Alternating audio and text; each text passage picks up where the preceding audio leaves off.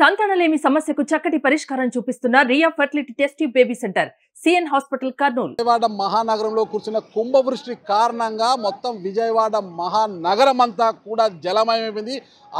ఆ సందు ఈ సందు లేకుండా ఆ రోడ్డు ఈ రోడ్డు అని లేకుండా ఏ రోడ్డు చూసినా ఏముంది అన్నట్టుగా మొత్తం కూడా జల దిగ్బంధంలో చిక్కిపోయారు. ముఖ్యంగా కృష్ణమ్మ ఎప్పుడు కూడా ఈ ప్రకాశం కృష్ణమ్మ ఇంతలా పరవళ్ళు దొక్కిన పరిస్థితి లేదు.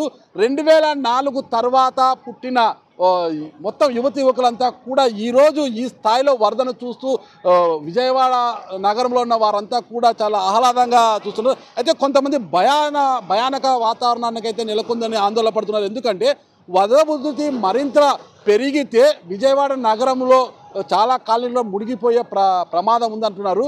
ఎగువ ప్రాంతంలో అంటే ఖమ్మం జిల్లాలో కురుస్తున్న వాళ్ళ అక్కడ నుంచి వదులుతున్న నీరంతా కూడా మొత్తం కూడా ఇటువైపు కృష్ణానదిలోకి చేరుతుండటంతో మొత్తం కూడా దిగువకు 6 లక్షల క్యూసెక్కులు నీటి వదులుతుంది. ఇక్కడ మనం చూడొచ్చు, అక్కడ మొత్తం దాదాపుగా ఈ కృష్ణా బ్యారేజ్ ప్రకాశం బ్యారేజ్లో 70 గేట్లను ఎత్తివేయడంతో మొత్తం కూడా ఇక్కడ 70 గేట్లు ఉన్నాయి. కూడా ఆ 70 గేట్లు వరద ఉధృతి కారణంగా 70 గేట్లను కూడా అధికారులు ఎత్తివేశారు. ఆ గేట్లను ఎత్తివేయడంతో ఒక్కసారిగా వరద ఉప్పొంగుతోంది. ఇదంతా కృష్ణమ్మ కూడా తన ఉగ్రరూపాన్ని చూపిసలా ముందుకు దూసుకెళ్తుంది. ఇలా వెళ్ళి అంశనది వద్ద కూడా సముద్రంలో కలిసిపోతుంది. అసలు గడిచిన 20 ఏళ్లలో ఇలాంటి వరదను చూసి ఉండలేదు. మహానగరంలో మొత్తం రోడ్డుని జల దిగ్బంధమైన పరిస్థితి కూడా ఎప్పుడు చూడలేదు. అసలు రిటర్నింగ్ వాల్స్ అనేది లేకపోతే నిన్నటి రోజునే విజయవాడ మహానగరం అంతా కూడా నీటిలో మునిగిపోయేదని కూడా ఇక్కడ వాసులు చెప్తున్నారు. ఇక్కడ యువకులంతా ఉన్నారు, ఇక్కడ పరిస్థితిని చూడడానికి వచ్చిన యువకులంతా ఉన్నారు. వారిని అడుగు కూడా తెలుసుకుంటే, మీ పేరండి? నా పేరు దుర్గారావు. దుర్గారావు, చెప్పండి, ఎప్పుడైనా ఈ పరిస్థితిని చూశారు మీరు? లేదు సార్, నా చిన్నప్పుడు ఒకసారి వచ్చింది కానీ ఇంతలాగా రాలేదు సార్. ఇదే ఫస్ట్ టైం సార్ రావడం. మీ వయసు ఎంత ఇప్పుడు? నాది వచ్చి 30 సంవత్సరాలు సార్. 30 సంవత్సరాలు అంటే మీరు 10 ఏళ్ల వయసులో ఇలాంటి చూసింటారు, మళ్ళీ ఇప్పుడు చూస్తున్నారు. అవును సార్, అవును. ఏమనిపించింది ఇలాంటి పరిస్థితి? చాలా భయంకరంగా ఉంది సార్. చూడడానికి అయితే భయాందోళన ఉంది. ఇక్కడైతే కొంచెం ఏదో వాటర్ ఉంది కానీ అక్కడ వైఎస్ఆర్ కాలనీ కానీ మనం బుడమేరు వంతున కానీ మన మైలవరం కానీ ఊర్మిళ నగరు ఈ సైడ్ మొత్తం వాటర్ మొత్తం నిండిపోయింది సార్. ఎవరికి కూడా చాలా ఇబ్బందులు అవుతున్నాయి. మనకి కొంతమంది కూడా ఇల్లులు తీసేసి అక్కడ వైఎస్ఆర్ కాలనీలో ఇచ్చారు. వాళ్ళే కూడా గ్రౌండ్ ఫ్లోర్లు మొత్తం మునిగిపోయినాయి సార్. పాపం వాళ్ళు చాలా ఇబ్బంది పడుతున్నారు. ఇప్పుడు అందరూ కూడా స్టేర్ పైన ఉన్నారు. వాళ్ళకి తిండి కానీ ఏమీ లేదు, ఒక వాటర్ బయట కానీ ఏమీ లేదు. కానీ ఏంటంటే ఇప్పుడు వాస్తవంగా చెప్పాలంటే ఇప్పుడు అక్కడికి వెళ్ళడానికి కూడా అవకాశం లేదు. ఎందుకంటే అంత భారీ ఎత్తున కూడా వరద నీటి వచ్చేసింది. ఆల్రెడీ కూడా అక్కడ ఉన్న వాళ్ళు కూడా హెచ్చరించి చెప్పారు, కొంచెం జాగ్రత్తలు తీసుకోమని చెప్తున్నారు. వాళ్ళు కూడా పడవలో ఎన్ని ఏర్పాటు చేసి మేము చేస్తున్నామని చెప్పారు సార్. అది వైనాడు సంఘటన చూసిన తర్వాత ఇప్పుడు కురుస్తున్న వర్షాలతో మీకు ఏమనిపిస్తుంది? నాకు ఏమనిపిస్తుంది సార్, కలిగాలం అనిపిస్తుంది సార్. అంతే, ఒకటి డైరెక్ట్ రీజన్ చెప్పాలంటే కలిగాలం అనిపిస్తుంది. అంటే మనం చేసే తప్పులు పాపాల వల్ల ఏమైనా జరుగుతాయి కానీ అక్కడక్కడ ఏదో చంపించిందని కాదు. డైరెక్ట్ చెప్పాలంటే కలిగాలం అంతే. ఉన్న పరిస్థితి సిచ్యువేషన్ అలా ఉంది కాబట్టి అలా జరుగుతుంది అంతే. రేపు పొద్దున ఇది జరుగుతుంది, రేపు పొద్దున ఇంకా పెద్ద జరగచ్చు. కానీ ఏంటంటే ఇంకా పెద్ద జరగకుండా మనం సరైన జాగ్రత్త తీసుకోవాలి. మన కొంతమంది యువత కూడా ఉన్నారు, పరిశీలించడానికి ఇక్కడికి వచ్చారు. నీ వయసు ఎంత ఇప్పుడు? నీ వయసు ఎంత? నా వయసు 20 సార్. 20, కరెక్ట్. 20 సంవత్సరాలు. ఇప్పుడు నీకు 20 సంవత్సరాలు. ఈ చిన్నప్పటి నుంచి ఇప్పటి వరకు ఇలాంటి వరదను చూసావా?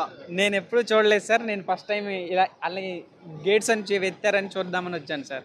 20 ఏళ్లలో ఎప్పుడు చూడలేదు. నీకు ఇప్పుడు 20 ఏళ్ళు కాబట్టి నీకు 20 ఏళ్ళు వచ్చేసరికి ఇలాంటి పరిస్థితి వచ్చింది. ఏమనిపిస్తుంది నీకు? నాకు అంత ఐడియా లేదు కదా సార్, నేను చెప్పలేను. ఓకే, అంటే ఈ నీటి మీద అంతా చూస్తుంటే ఏమనిపిస్తుంది నీకు? ఎప్పుడు చూడలేదు కదా? చూడలేదు సార్ నేను ఎప్పుడు. అంటే ఏదో అంటే కొత్త ప్రపంచం చూసినట్టు అనిపిస్తుంది నాకైతే. కొత్త ప్రపంచం చూసినట్టు అనిపిస్తుంది. మొట్టమొదటిసారి కదా? అవును సార్. ఓకే, నిన్నంతా విజయవాడ అంతా కూడా నీళ్ళలో మునిగిపోయింది, మొత్తం రోడ్లన్నీ కూడా నీళ్ళలో మునిగిపోయాయి. అప్పుడేమనిపించింది? అది కూడా నేను న్యూస్లో చూసి వచ్చాను సార్. జస్ట్ మాది గుంటూరు సార్. అసలుకి అంటే ఇక్కడ బ్యారేజ్ గేట్లు ఎత్తారంటే చూద్దామని వచ్చాను సార్.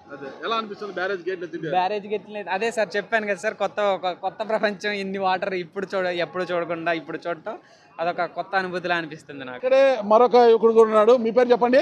జయకృష్ణ. జయకృష్ణ, చెప్పండి, మీ వయసు ఎంత? 29.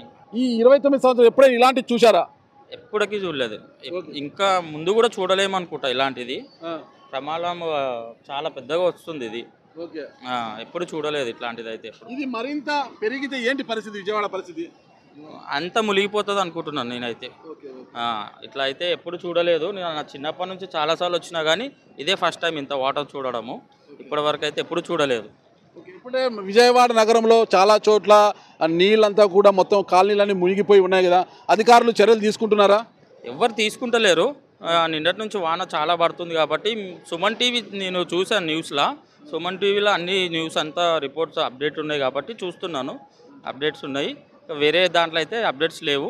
ఇక చర్యలు తీసుకోవాలి ప్రభుత్వం అయితే, చూడాలి దీని మీద అయితే దృష్టి పెట్టాలి. ఇదే పరిస్థితి కొనసాగుతుంది. తనకు ఇప్పటికి 29 సంవత్సరాలు వచ్చినా ఇప్పటి వరకు ఇలాంటి వరద ఉధృతి చూడలేదు, ఇక ముందు చూస్తాననే నమ్మకం కూడా లేదని చెప్తున్నాడు జయకృష్ణ. అయితే అధికారులు మాత్రం ఎప్పటికప్పుడు చర్యలు తీసుకుంటే ఈ పరిస్థితి నుంచి గట్టే ఒక అవకాశం ఉందని ఇక్కడి వారు చెప్తున్నారన్నమాట.